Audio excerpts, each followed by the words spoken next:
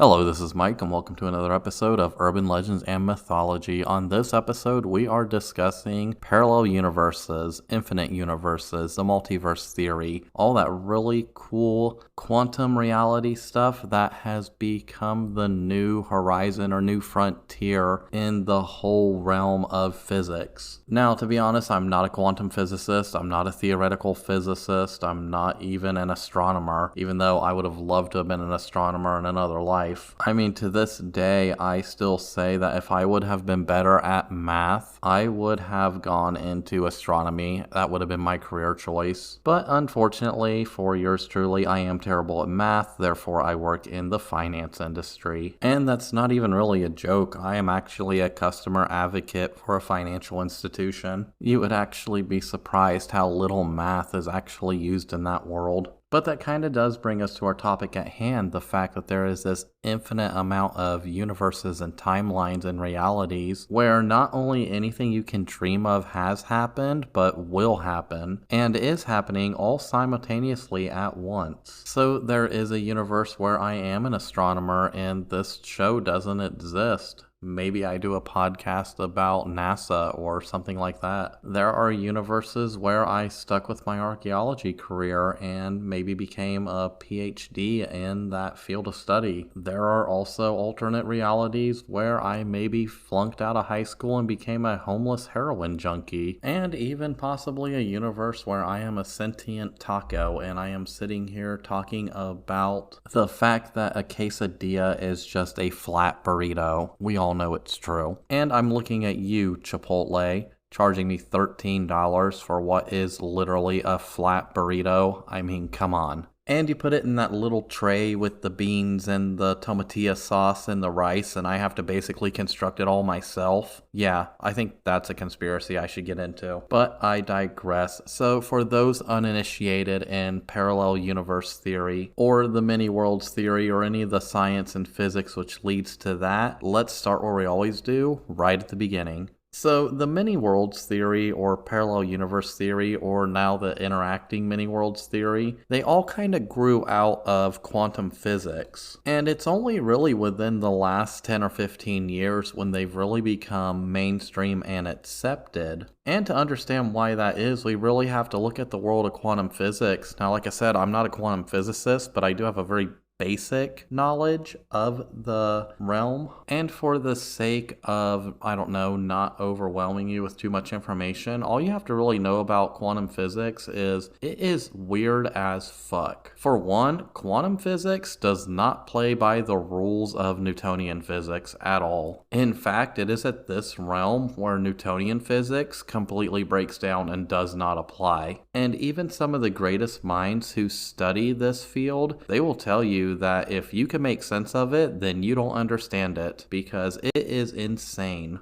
But I'm not really here to give a full-blown lecture on the intricacies of quantum mechanics. God, we'd be here all day, and I'd be so confused that my brain would ooze out through my nose. But I will quickly point out that it is because of these basic ideas from quantum mechanics. Those build the foundation, which builds up to this multiverse theory, this many interacting worlds theory, etc., etc. Because it's from the results of some of these studies that suggest that there may be like parallel universes. And it really comes from this idea that is called basically the two golden rules of quantum mechanics. Rule 1 essentially states that a particle can be in quantum superposition where it behaves as though it is both here and there simultaneously. So essentially a particle behaves as if it's in two places at once. And rule 2 is when measured, the particle will be found either here or there. And anybody who ever watched the show The Big Bang Theory is familiar with that Schrodinger's cat experiment, and that was basically a troll of this. And if at this point you're already unable to follow along, then welcome to the world of literally everybody, even most people who study this, because it is a very dense, weird subject. And yeah, this is all taking place at the subatomic scale, at the scale of electrons and photons.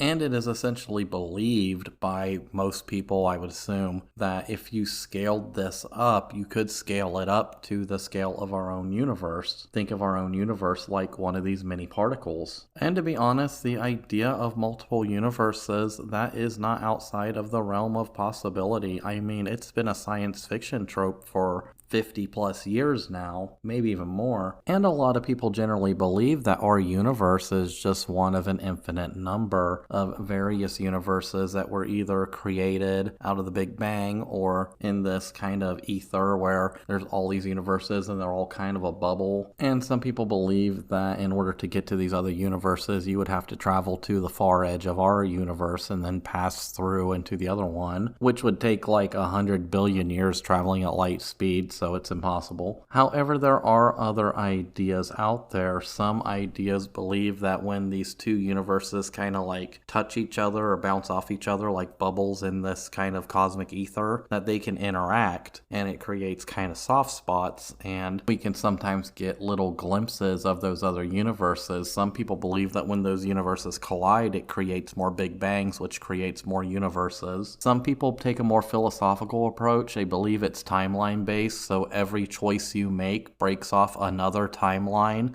which creates another parallel alternate universe. I used to believe that the universes were all sandwiched together, kind of like a thick pane of glass, where like that bullet resistant glass where it's just all these kind of sandwiched together layers, and each layer is its own universe, and those that are closest to you, sandwiching you in, are the closest in your reality, and then the further out you go, the wilder it gets until you get so wild that it's unrecognizable. I used to believe in that, but nowadays I'm more of a fan of this many interacting worlds hypothesis, which suggests that the whole universe and all of the universes and all that ever was and all that ever will be on an infinite scale are all occupying the exact same physical space in the exact same time, and it is only separated by the difference in dimensions. Of course, I personally take a slightly more philosophical approach. I think that that's true, but it's only separated by what our mind allows us to perceive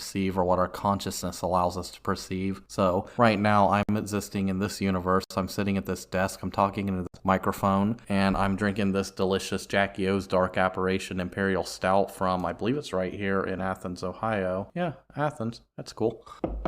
But in another universe, I'm sitting here at this exact same desk, I'm talking into this microphone, and instead of drinking that, I'm drinking my favorite Voodoo Ranger. Or I'm doing all that while drinking a Voodoo Ranger, and the walls are blue instead of white. And each time one little variable or a number of those variables change, it spawns off into another reality. If all possibilities are accounted for, and that's an infinite number of possibilities, and that's an infinite number of decisions, and that's an infinite number of universes. And I think what we forget is truly the word infinite, how huge that is, because there are realities that aren't just human based. I mean, there are realities where Earth never sprung life. There are realities where the sun is a red giant and Earth has already been swallowed up. There are realities where it's the year 1512 and the internet won't be invented for almost another 500 years. And if you really want your mind blown, since we're talking about infinity, that means there are an equal amount of universes that don't even exist. Now, is this all just speculation? Is it all just some grandiose mental exercise? Well, in a way, yeah.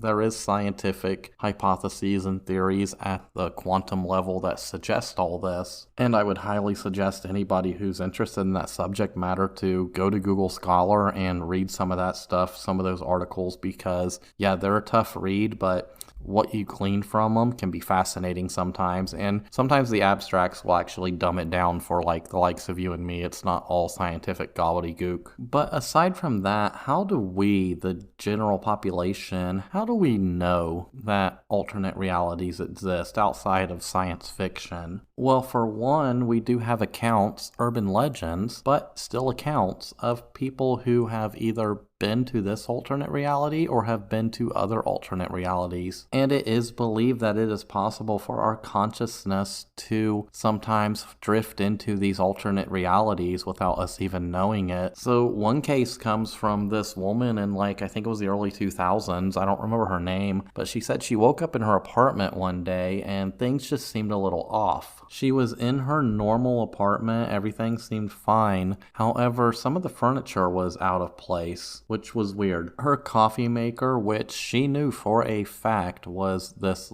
brushed chrome steel, was black. Her keys weren't in the right place, and there was food in her refrigerator that she didn't eat. She didn't know where it came from. So she just puts that on her mind. She just thinks maybe it's just a result of that kind of early morning brain fog you get when you're not quite awake yet. So she puts it out of her mind and she gets ready to head to work. Well, she gets to work and she realizes that the office building that she's worked in every day for years just seems slightly different. The carpet in this office building, which had always been this disgusting puke green color, was now this really lovely shade of blackish gray. It was kind of nice. Yet she gets to her office and she realizes that she's in the wrong department and that she actually works in a different department in the building for a boss that she had never met before. So she goes about this very strange day at the office and she gets home and she realizes that her boyfriend that she broke up with a month ago is sitting there, because in this reality they had never broken up. However, they have dinner, they go to bed, and when she wakes up the next day, everything's back to normal. And it's believed that for that whole day, her consciousness had slipped into an alternate reality and only came back that night when she went to bed. And another more famous case like this happened in 1950 in an airport in Japan. A man who worked for this international company, he was going to Tokyo for work. Now, he takes a quick nap on the plane, and when he wakes up, everything's fine. He's walking through the airport, and this was nice because in the 1950s, that TSA garbage that we have here in post 9/11 America today did not exist. You didn't have to worry about taking off your shoes or walking through an x-ray machine or getting fondled by some fat 300-pound pervert who's only there to grope young, attractive women. Hell, you didn't even have to show ID to buy a ticket. You could literally walk up to a ticket counter and just buy a ticket for cash to literally anywhere in the world. As long as you had your passport once you got there, you were good. And that's kind of where we're at. So he gets to the airport and he gets off the plane and he walks up to the little customs thing, and they ask to see his passport because they have to stamp it, So he goes up to the agent. The agent asks him for his passport and says, "So where are you from?" And he says, "Well, I'm from Tuareg." And after he says that, it kind of throws the person at the little passport table or whatever off guard. They're like, "Tuareg? I've never heard of Tuareg. Where is Tuareg?" So she looks down at the passport thinking maybe he's just talking about a city, and that passport says the Kingdom of Tuareg. So in her confusion, she politely excuses herself, and then she calls over another agent just to get a second look at this passport. Because to be honest, they assumed that she was probably from France because he was speaking Japanese with a really thick French accent. So the other agent, he looks at the passport, and this was a real passport, and it had real stamps from real countries where he had traveled to before, and even stamps from that very airport that he had traveled to before in the past. But both of them are confused. They have never heard of the Kingdom of Tuareg. And at this point, the traveler, he's getting a little kind of frustrated. He's like, "Well, I don't know what you're talking about. Maybe you just haven't heard of it because it's a very small nation, but it has existed for over 1,000 years. It was originally created by Charlemagne himself. And furthermore, I've traveled through this same airport twice previously this month, and you stamped my passport for me with no issues." So the one officer, he's like, "Okay, we're going to figure this out." So he goes and gets a map, and it's a map of the world with all the nations of the world on it. And he says, "Sir, can you point out the nation of Tuareg for us just so we know?" And he points to this little principality in Western Europe on the Iberian Peninsula. And the small state he was pointing to actually does exist. It's a small principality sandwiched in between Spain and France, and it's called Andorra. It had been around since Charlemagne first kind of created it in the late 800s. And for whatever reason, I don't really know the actual reason why, but it's always remained independent. It never ended up getting swallowed up by France or Spain. So they tell the guy, "Sir, we know that nation. That is the Principality of Andorra." And the guy looks confused. He's like, "Well, what the hell is Andorra? I've never heard of Andorra. You guys are crazy." So at this point, they actually think the guy might be up to no good. They think he might be a spy or a criminal or something, and now they have to figure this out. So they take him back to one of these little interview rooms, and they kind of take all of his possessions, which included currencies from various nations, which, okay, that's fine, but also currency from the Principality of Tuareg, as well as traveler's checks from a bank in Tuareg. However, this bank does not exist. And while they're holding him in basically this interview room, they're basically interrogating him. They're saying, "Okay, well, where do you work at in Tokyo?" He gives them the name of the company he works at. They call the company, which actually was there, but they have no record of him. They then ask him what hotel he's staying at, because he said that he had just made reservations at the hotel the day before. They call the hotel. They'd never heard of him. There's no reservations under that name. So now they're almost 100% convinced that they have somebody on their hands that's either a criminal or a spy, and he's flying on these falsified documents, and there's something weird or crazy going on here, which really isn't outside of the realm of possibility, because remember, this is Japan in 1953. Japan is still under US military occupation. It's been under it since 1945. The Korean War is just starting to wind down, and the Americans and the Soviets and their allies are all putting their pawns in place for the Cold War. And a guy traveling in East Asia at this time with falsified documents that look real, like they were created by an actual state, is probably a spy who's probably using these documents to cover up whatever nation he's actually traveling from. So they go back into the room with the guy, and they essentially tell him, "Listen, dude, we don't actually know what's going on here. We see that you've traveled through this very airport several times in the past. However, this is suspicious. Now, we're not arresting you, but we are going to detain you for a day or two until we can really figure out what's going on here." And the guy at this time, he's frustrated because he's been in these guys' custody for about an hour or two. And he's like, "You know what? I just want to get to the hotel and lay down. I got a headache, maybe get something to eat. And yeah, we'll do this tomorrow." So they take him over to the airport hotel, and they post 2 guards outside of his door. So sometime around 5 or 6 p.m., he decides he's going to get room service. So a woman comes up and brings him a meal, and he goes to bed for the night, and all night not a sound is heard. Those 2 guards stood outside that door all night, and that door was the only way in or out of that hotel room, aside from like a 6-story drop from a window. However, when the guards went into that room the next morning to retrieve their detainee, he was gone. There was no evidence that he had ever been there. The bed was made, the dinner tray was there untouched, and his documents, which were confiscated and in a locked room at the airport, had mysteriously disappeared that day as well. The man from Tuareg vanished into the ether, never to be heard from again, except for an urban legend, and it has been speculated ever since that he was a visitor from a parallel universe who had somehow unknowingly slipped into our reality and spent a very frustrating day in it. And who knows, maybe his counterpart actually slipped into his reality that day and had a very frustrating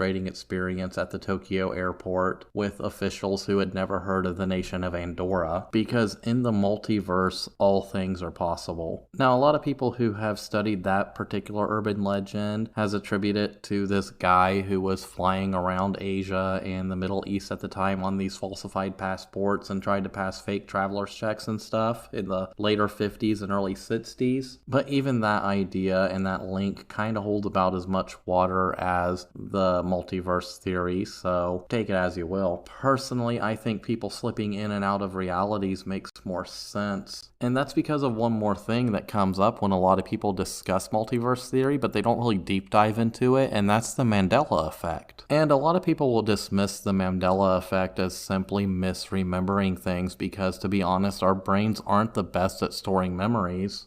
But you gotta give the brain some credit. I mean, it's a supercomputer made out of basically mushy tapioca that's electrified, and it's running a meat suit which is hallucinating the entire universe around it. It's doing its best, alright? But the problem is, even though the brain doesn't always do the best job at storing memories, some memories exist that don't line up with actual historical events. And a lot of these memories are collective amongst several groups or several thousand or several million individuals. So to discount that as just the brain not remembering something correctly doesn't really make a lot of sense. Now, the Mandela effect actually gets its name from former South African President Nelson Mandela, who for 30 years was a political prisoner in South Africa due to his anti-apartheid stance. I won't go into his whole life story, but the basics is he was a political prisoner in South Africa. He was in prison for 30 plus years, and a lot of people not only remember him dying in prison, but to this day they will tell you that they know he died in prison. However, in 1993, after 30 plus years in prison, he is released and he goes on to become the first black president of South Africa. And there's other instances of the Mandela effect. It's everywhere. Everybody is convinced that Sinbad was in a famous movie in the early 1990s where he played a genie, and that never happened. A lot of people are convinced that that famous line from the movie Casablanca, "Play it again, Sam," is actually in there. Well, it's not. The actual line is, "Play it once, Sam, for old time's sake." One of the most famous ones from movie, the infamous line, "Luke, I am your father." Well, it was actually, "No, I am your father." And it's not all just from pop culture. There are individual memories, personal memories that I have that I know are true. However, when I look them up, they're nowhere near right. Example, some things from my personal life, some Mandela effects. I distinctly remember being in 10th grade when the Evanescence song Bring Me to Life came out. Now, I was in 10th grade from 2001 to 2002. However, that song didn't come out until February of 2003. And this is another one from pop culture from my youth. I distinctly remember when Linkin Park's first album, Hybrid Theory, came out. I remember people hating that album. Now, you can't find a single person today that said that they ever hated that album. And something more recently, I live in Lancaster, Ohio. And in Lancaster, Ohio, we have a park. And in that park is this little mountain. It's not really a mountain. It's more like a glorified hill, but it's called Mount Pleasant. And for years I have driven by this mountain, and whenever I would drive by on literally my daily commute, I would notice sometimes that there was this kind of cinder block kind of facade there on the side of the mountain with a door in it, and I thought it was like the entrance to like a pump house or something for the well, for the various houses kind of on that street. Well, it turns out that doesn't exist. I have not seen that for a year, as well as some other Mandela effects in my personal life that I don't really care to go into right now. But the thing with the Mandela effect is we have all experienced something like that at some time, some glitch in reality that we couldn't explain. Now, a lot of people will just write it off as misremembering or false memories, but what if it's not misremembering or false memories? What if we are not only just experiencing all universes all at once, but what if our consciousness is slipping in and out of different universes and getting stuck in these new universes and timelines? And let's get philosophical again. Speaking of consciousness, what if we were to die in one timeline? Would our consciousness slip into another timeline and still remain? Because in a universe of infinite possibilities, there's the possibility that I had a heart attack just 5 minutes ago, and now my consciousness has slipped into this reality where I haven't had a heart attack. Now, I'm not saying that those memories we have are from timelines which we died in, but they are probably from timelines where we maybe swapped consciousness with our counterpart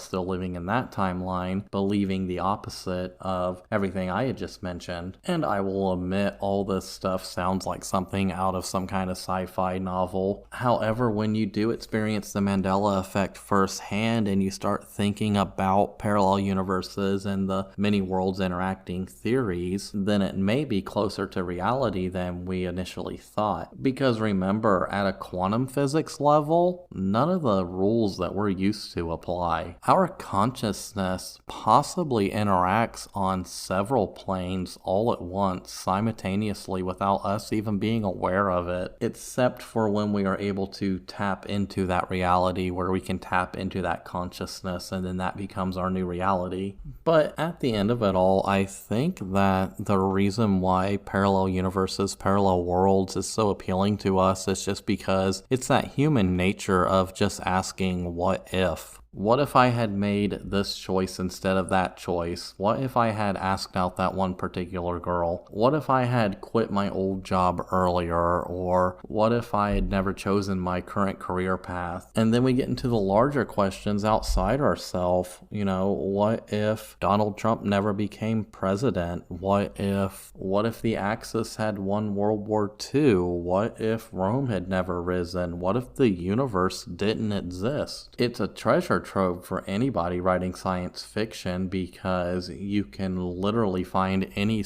break-off point and make a story out of it. But for some people who get a little too philosophical, it can become an existential nightmare. Why am I living in this reality where I'm broke, or I don't know, unemployed, or a junkie or whatever, when I can be living in the reality where I'm a rock star? It's that ultimate question of what if. And I think our minds like to indulge down those paths sometimes, because it really makes our world a little more interesting to live in. Now, I know I just glossed over a whole bunch of stuff that I could really deep dive into, and I did kind of go off on some rambling tangents, but that's really all I have for this episode. To be honest, this idea has kind of been on the back burner for a while, and I didn't really have a cohesive way to really string it together, so I just got drunk and just started rambling, and hopefully the editing process will make it sound somewhat coherent.